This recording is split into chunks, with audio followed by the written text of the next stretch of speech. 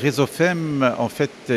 part d'un constat, c'est que la femme, qui devrait avoir une place primordiale au niveau de la dynamique économique dans notre pays, aujourd'hui, nous relevons en fait une relative faiblesse au niveau de son taux de participation économique,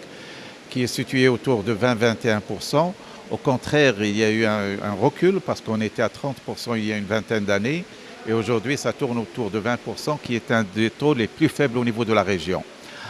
Alors l'objectif, bien sûr, de notre pays est de rehausser ce taux de participation à 30% dans le cadre du programme gouvernemental et à 45% dans le cadre du nouveau modèle de développement à l'horizon 2035. Dans ce cadre-là, bien sûr, toutes les parties prenantes sont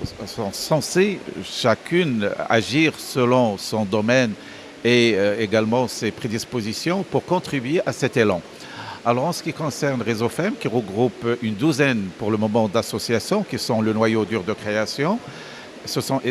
essentiellement des associations qui travaillent pour la promotion du rôle économique, mais également le volet social et d'autres éléments, parce que le volet économique, il est interdépendant, il est lié à la dimension juridique, à la dimension sociale, à la dimension politique, et c'est pour cela que Réseau Femme s'ouvre également sur des associations de divers horizons.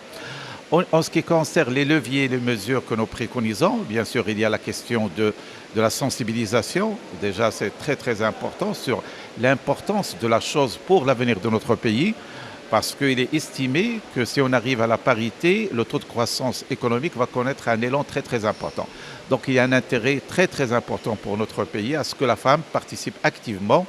au niveau de l'appareil économique. Cela rehausserait le taux de croissance et nous amènerait vers l'émergence, qui est d'ailleurs le thème de notre conférence. La deuxième chose, c'est la sensibilisation de l'écosystème entrepreneurial, l'écosystème financier, bancaire et également juridique, de manière à ce qu'il y ait des leviers qui encourageraient la femme à prendre plus d'initiatives, à aller vers l'entrepreneuriat. Et puis, bien sûr, encourager sa promotion au niveau de son statut économique et responsable au niveau aussi bien de l'administration que du secteur privé. Et puis, bien sûr, il y a également les leviers juridiques et les leviers sociaux qui donneraient plus d'autonomie à la femme, qui lui permettraient une certaine libération de certaines tâches prenantes pour qu'elle puisse se libérer pour être plus active au niveau de la scène économique. Donc sur tous ces plans-là, nous sommes en train de bâtir un plan d'action avec nos partenaires et bien sûr on va sortir sur le terrain et agir dans ce sens dans les prochaines semaines.